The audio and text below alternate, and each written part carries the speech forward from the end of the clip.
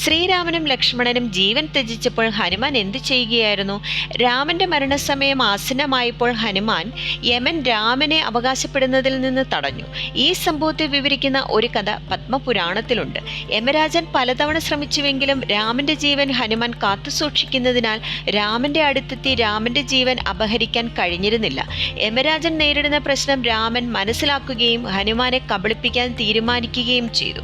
ഭഗവാൻ രാമൻ തന്റെ മോതിരം ഉപേക്ഷിച്ചു. തറയിലെ വിള്ളലിലാണ് മോതിരം വീണത്. അപ്പോൾ രാമൻ ഹനുമാനോട് പോയി മോതിരം കൊണ്ടുവരാൻ ആവശ്യപ്പെട്ടു. ഹനുമാന് തന്റെ വലിയ ശരീരത്തെ ഈച്ചയെപ്പോലെ ചെറുതാക്കാൻ സാധിക്കും. അങ്ങനെ അവൻ ചാടി വീണു. പാതാള ലോകത്ത് എത്തുന്നതുവരെ അവൻ ആ വിടവിലൂടെ പിന്തുടർന്നു. പാതാള ലോകത്ത് എത്തിയപ്പോൾ പാമ്പുകളുടെ രാജാവ് അദ്ദേഹത്തെ സ്വാഗതം ചെയ്തു. പാമ്പുകളുടെ രാജാവിന് ജീവിതത്തിൻ്റെയും മരണത്തിൻ്റെയും രഹസ്യം അറിയാമായിരുന്നു. അവൻ ഹനുമാനോട് എന്താണ് അന്വേഷിക്കുന്നത് എന്ന് ചോദിച്ചു. ഹനുമാൻ ഇങ്ങനെ മറുപടി പറഞ്ഞു: ഞാൻ ഹനുമാനാണ്. ഞാൻ രാമന്റെ മോതിരം അന്വേഷിക്കുകയാണ്. അവൻ പറഞ്ഞു: എൻ്റെ കൂടെ വരൂ, ഞാൻ നിനക്ക് മോതിരം കാട്ടിത്തരാം. മോതിരങ്ങൾ നിറഞ്ഞ ഒരു മുറിയിലേക്ക് അദ്ദേഹം ഹനുമാനെ കൊണ്ടുപോയി. ഹനുമാൻ ആശ്ചര്യപ്പെട്ടു. ഇത്രയധികം മോതിരങ്ങളോ? എങ്ങനെ ഉണ്ടാകും ഇത് എന്ന് ചോദിച്ചു.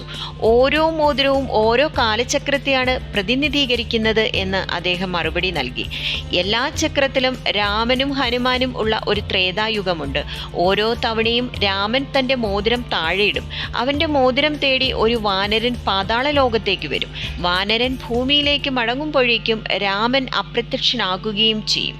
ഹനുമാൻ പിന്നീട് കാലചക്രം മനസ്സിലാക്കുകയും തൻ്റെ പ്രിയപ്പെട്ട ദൈവത്തെ വിട്ടയക്കുകയും ചെയ്തു.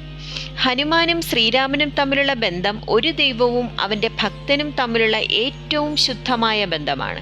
ഈ ബന്ധം വാക്കുകൾക്ക് അതീതമാണ്. അതിൽ പ്രണയം, സങ്കടം, കാത്തിരിപ്പ് എല്ലാം ഉണ്ട്.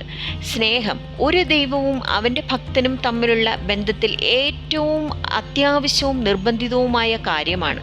സങ്കടം അതാണിവിടെ കാരണം.